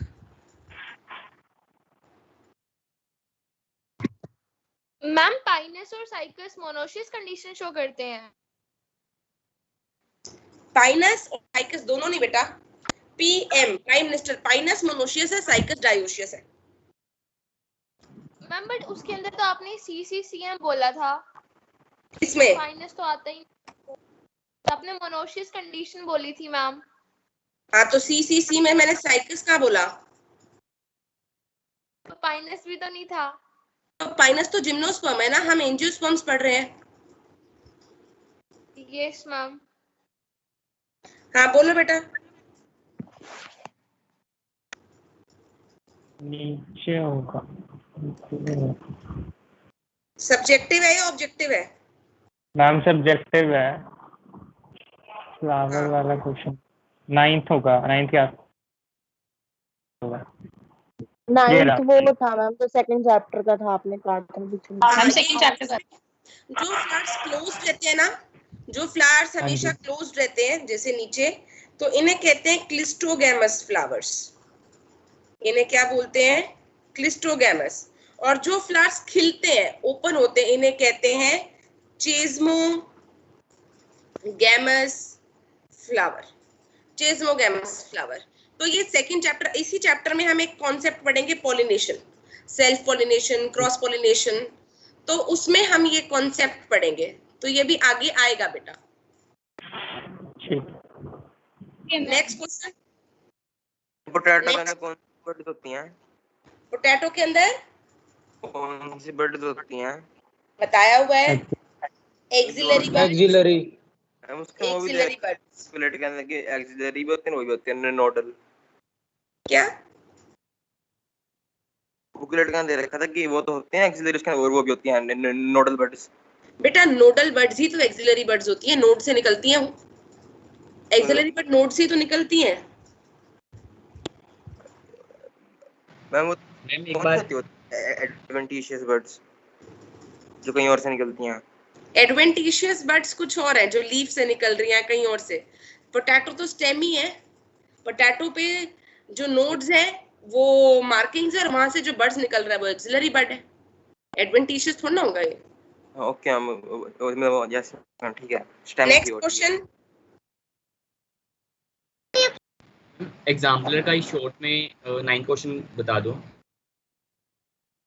ऑब्जेक्टिव कौन सा? नीचे नीचे। Ninth, suggest a possible explanation why the seeds in a pea pod are arranged in a row whereas those in a tomato are scattered in the juicy pulp। ये तो हमारा मॉर्फो का क्वेश्चन है, presentation अलग अलग है, दोनों की प्लेसेंटेशन अलग है। पी जो प्लांट है ये शो करता है मार्जिनल प्लेसेंटेशन, तो मार्जिनल प्लेसेंटेशन में क्या होता है, ये ओवरी है, मार्जिन पे प्लेसेंटा है, और यहाँ से ओव्यूल्स ऐसे अटैच्ड होते हैं। ओव्यूल्स जो है प्लेसेंटा से मार्जिन पे लगे हुए हैं, जिस वजह से जब पी के सीड्स बनेंगे तो वो भी ऐसे ही बनेंगे, क्योंकि ओव्यूल से तो सीड बनता है। लेकिन वही टमाटो जो है ये शो करता है एक्साइल प्लेसेंटेशन, तो ये ओवरी है, तो एक्साइल प्लेसेंटेशन में ये चैम्बर्स बने होते हैं और बीच में ऐसे ओव्यूल्स लगे होते हैं, तो यही ओव्यूल्स बाद में सीड बन जाते हैं, इसीलिए सीड्स बीच में होते हैं।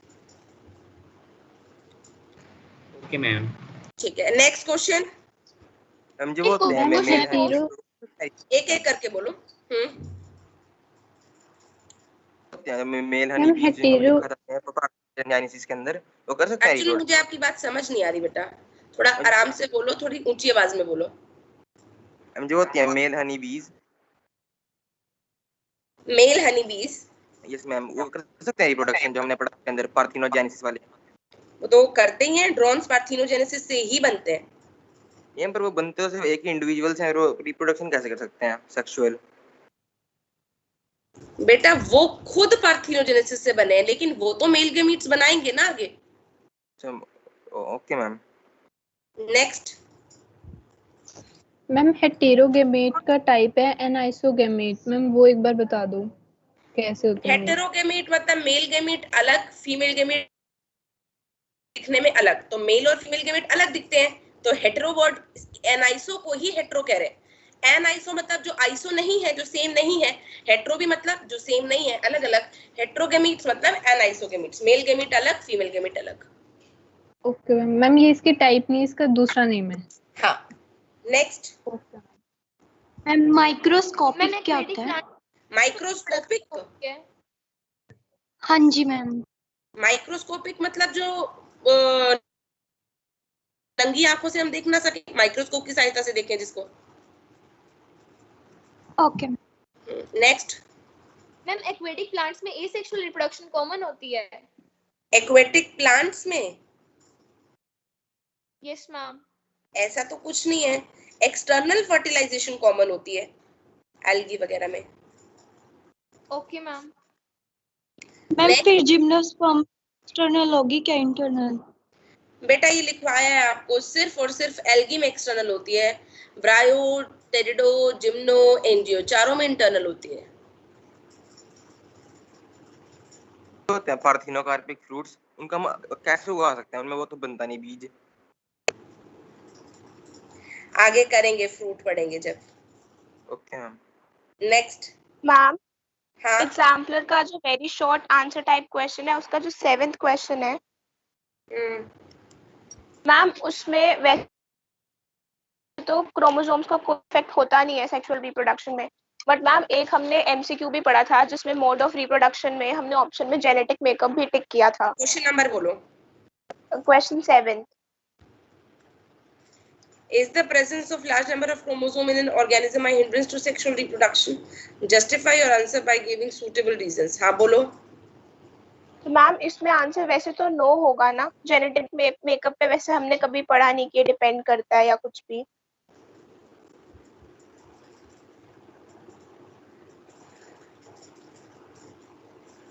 नहीं मैम इसका क्या एक्सप्लेनेशन होगी? किसी ने किया ये क्वेश्चन, कोई बताएगा मुझे?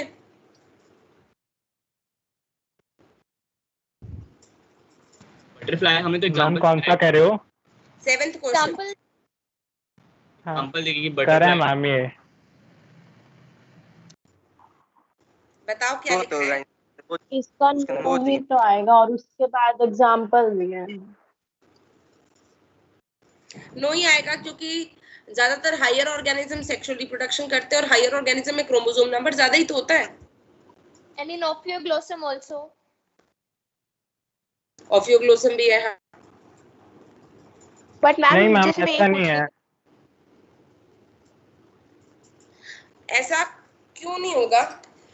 मैम क्योंकि हमने और भी तो एनिमल्स क्रोमोसोम जितने ज्यादा होंगे तो क्रॉसिंग ओवर के चांसेस भी ज्यादा है, क्रॉसिंग ओवर के चांसेस ज्यादा है तो वेरिएशंस आने के चांसेस भी ज्यादा है। तो ज्यादा नंबर ऑफ क्रोमोसोम चाहे वहां तो सेक्सुअल रिप्रोडक्शन प्रमोट ही होगी। मैम ये हिंड्रेंस टू एवोल्यूशन थोड़ी पूछ रहे हैं, हिंड्रेंस टू सेक्सुअल रिप्रोडक्शन तो पूछ रहा है। तो सेक्सुअल रिप्रोडक्शन में भी क्यों हिंड्रेंस करेगा क्रोमोसोम नंबर? हाँ वही कह रहा हूँ। नहीं करेगा, नो आएगा। हाँ नो ही आएगा। तो एग्जाम्पल क्या दे सकते हैं इसका, रीजन क्या दे सकते हैं इसका? आएगा ये कहेंगे ना चांसेस ज्यादा बढ़ेंगे वेरिएशन के। मैं तो यही सोचती हूँ कि सेक्सुअल रिप्रोडक्शन तो हम इसलिए लाते हैं ना कि बेटर चांसेस ऑफ सर्वाइवल आए। तो ज्यादा क्रोमोसोम्स होंगे तो वेरिएशन ज्यादा आएंगी, ज्यादा क्रोमोसोम होंगे तो क्रॉसिंग ओवर के चांसेस बढ़ेंगे और वेरिएशंस भी ज्यादा आएंगी जो हमारे लिए फेवरेबल है। मैम वो तो ये पूछ रहा है इसमें कोई दिक्कत है तो ये पूछ रहा क्वेश्चन में। नहीं है जिसमें हम ये कहेंगे ना हम कि जो उसमें वो मियोसिस हो जाएगी तो जो उसका नंबर होगा तो सेम ही आ जाएगा। चांसेस बढ़ेंगे तो ज्यादा और अच्छे कैरेक्टर्स आने की संभावनाएं बढ़ेंगी। तो ऑर्गेनिज्म तो चाहेंगे कि हाँ सेक्सुअल रिप्रोडक्शन हो। कितने क्रोमोसोम हो आ तो सेम जाएंगे ना, उसमें कोई दिक्कत ही नहीं आएगी, कम ज्यादा रह जाएंगे, वो तो बात ही नहीं है। और बोलो मैम ज़ाइगोमाइसिट्स क्या क्या जाइगो क्या मैम ज़ाइगोमाइसिट्स क्या होता है? जाइगोमाइसिटीज फाइकोमाइसिटीज में आता है, फंजाई का ग्रुप है, फंजाई की क्लास है जाइगोमाइसिटीज। नेक्स्ट मैम एमसीक्यू 13th भी देखना एग्जाम्पलर का।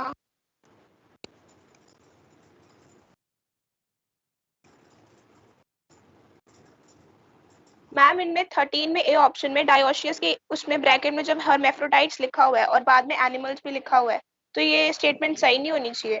बेटा डायोशियस हर्माफ्रोडाइट थोड़ा होते हैं, हर्माफ्रोडाइट्स तो मोनोशियस होते हैं। ओ यस मैम। नेक्स्ट मैम एक क्वेश्चन पोस्ट किया हुआ है वो भी बताना। कहाँ पोस्ट किया है? बॉटनी सेक्शन में ही मैम। एक मिनट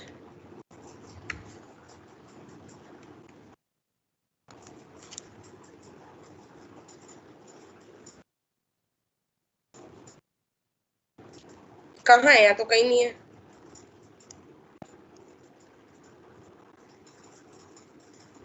मैम TR03। अच्छा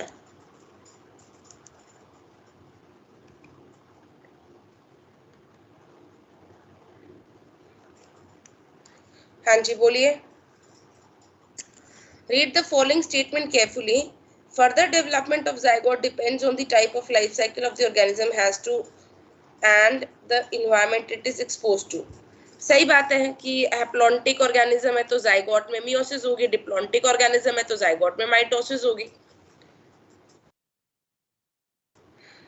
अगर थिक वॉल्ड जाइगोट है, identify the correctly matched pair with respect to the above statement.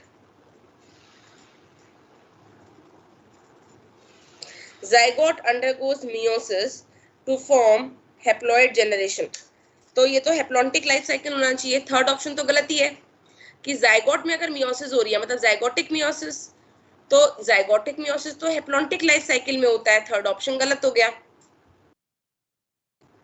Fourth भी गलत हो गया। जाइगोट अगर मल्टीसेलुलर डिप्लॉइड ऑर्गेनिज्म बना रहा है तो वो तो डिप्लॉन्टिक लाइफ साइकिल है। थर्ड और फोर्थ तो गलत है। Second, zygote forms new generation by mitosis represented by few cells। Second answer होना चाहिए, ब्रायोफाइट्स की बात हो रही है ये। जाइगोट डिवाइड करेगा तो एम्ब्रियो बनाएगा कुछ सेल्स का, और एम्ब्रियो में फिर एम्ब्रियो से स्पोरोफाइट बनता है, स्पोरोफाइट में मियोसिस होती है, फिर जाके हमारा गेमिटोफाइट बनता है। तो ब्रायोफाइट्स का लाइफ साइकिल ऐसे ही तो था, और ब्रायोफाइट्स हैप्लोडिप्लॉन्टिक होते हैं। इसका आंसर फर्स्ट ऑप्शन है मैम। मुझे पता है इसका आंसर फर्स्ट है, वो तो मुझे पता ही आंसर, लेकिन सेकंड ऑप्शन में क्या गड़बड़ है?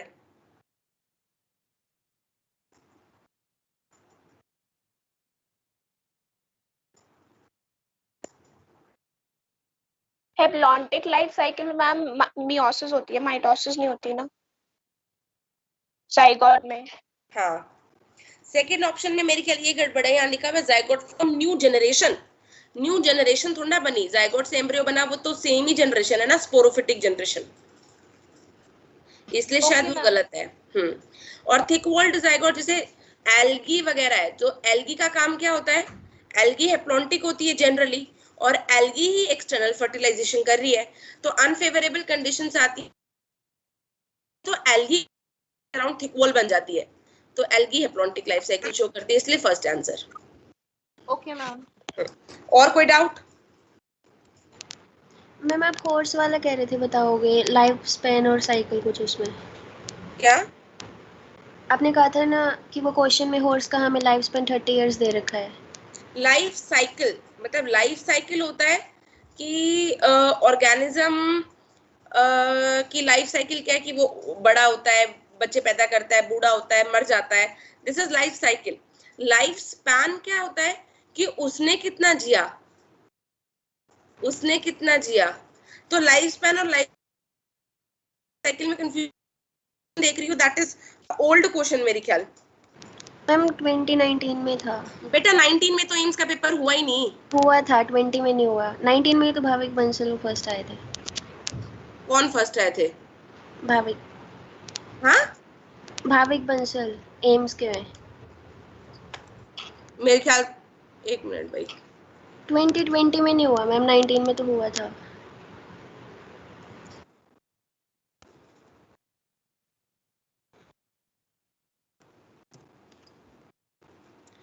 lifespan of horse 25 years to 30 years।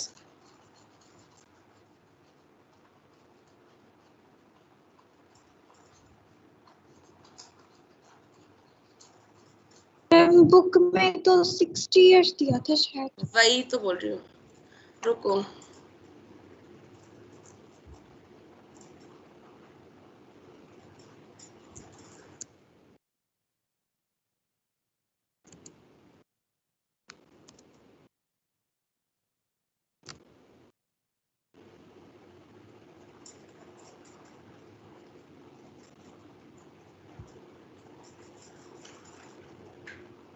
Life span हम बोलते हैं expected useful life of a product in the field.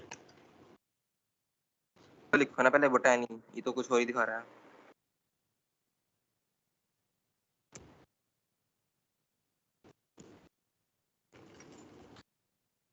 Ma'am but question में हमें लाइफ स्पैन ही पूछा हुआ है ना, इसलिए।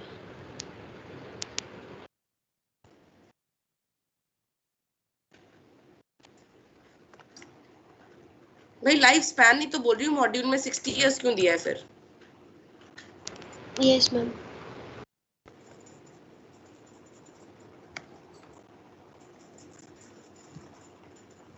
मैम ये गलत भी तो हो सकता है। lifespan is how long you live, and a life cycle is what you turn into. Like first we are babies, then toddlers, then kids, and then pre-teens, and then adults, finally elderly and old. How long you live, यही तो life span है. तो 60 years की तो है horse का. फिर 60 क्या मैक्सिमम लिखा होगा, या तो मॉड्यूल में एवरेज 25 to 30 होता होगा. इसे मैं मेल डाल के पूछ लूंगी, HR में एक बार मेल डाल दूंगी, तो उसका कोई ना कोई रिप्लाई आएगा तो बता दूंगी. ठीक है? Okay ma'am. और बेटा और मैम, हाँ, मेज प्लांट में ग्राफ्टिंग क्यों नहीं होती? किसमें? मेज प्लांट में ग्राफ्टिंग क्यों नहीं होती? क्योंकि मेज मोनोकॉट है और ग्राफ्टिंग सिर्फ हम डाइकॉट प्लांट्स में कर सकते हैं. डाइकॉट्स यूस्टिलिक कंडीशन शो करते हैं, तो जो प्लांट्स यूस्टिलिक कंडीशन शो करते हैं उसी में हम कर सकते हैं ग्राफ्टिंग. Okay ma'am. और एक बार मैम पॉलीगैमस बता दो क्या होता है? पॉलीगैमस मतलब एक पेड़ है, उस पे हर तरह का फूल लगा हुआ है, मेल भी, फीमेल भी, बाइसेक्सुअल भी, न्यूटर भी, every type of flower on the single plant. Okay ma'am.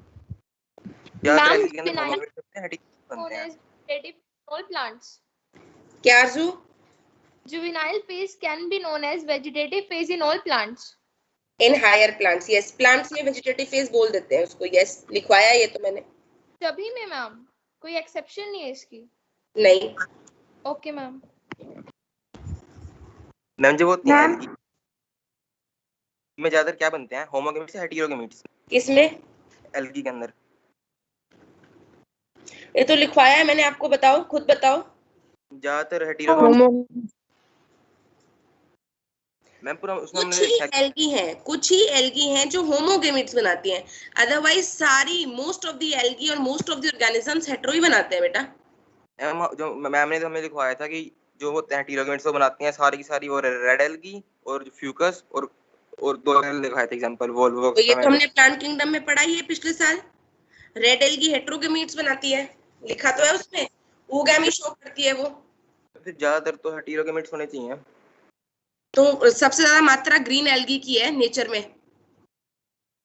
Okay ma'am. उसके ज्यादा मैम ने ज्यादा एग्जांपल्स लिखवा रखे थे हेटेरो. डाइवर्सिटी ग्रीन एल्गी की मैक्सिमम होती है.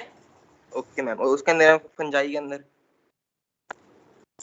के अंदर कुछ ही है होमोगेमीट्स, वो भी हेटेरोगेमीट है. Okay ma'am. और बोलो. मैम एक क्वेश्चन पोस्ट किया है. कहाँ पोस्ट किया है? मैम TR01 बॉटनी के सेक्शन में. मैम एंडोस्पर्म की प्लॉइडी क्या होती है? एंडोस्पर्म अगर जिम्नोस्पर्म्स का है तो हैप्लॉइड, और एंजियोस्पर्म्स का है तो ट्रिप्लॉइड. ओके. TR01 या 3? मैम 1.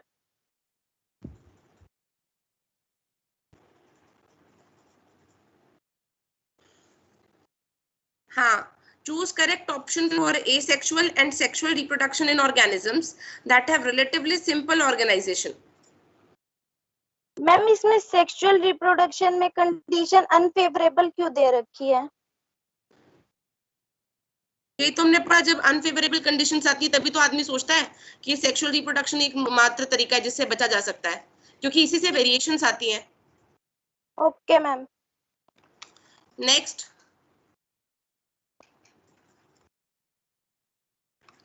That's it. लीव करते हैं मैम. और मैम एक क्वेश्चन था. क्या? मैम क्वेश्चन था कि what is necessary for cutting, मतलब जो वेजिटेटिव प्रोपगेशन में हम कटिंग प्रोसेस करते हैं, हाँ. उसके लिए क्या नेसेसरी है? अच्छा. Induction of leaves, induction of stem या induction of root? Induction of roots, तभी तो हम रूटिंग हार्मोन में डालते हैं उसको. Okay ma'am. रूट्स इनिशिएट करवाना जरूरी है ना सबसे पहले. ये हमने लिखा भी है, तभी तो ऑक्सीजन में के सॉल्यूशन में डिप कर देते हैं उसको थोड़ी देर के लिए. Okay ma'am.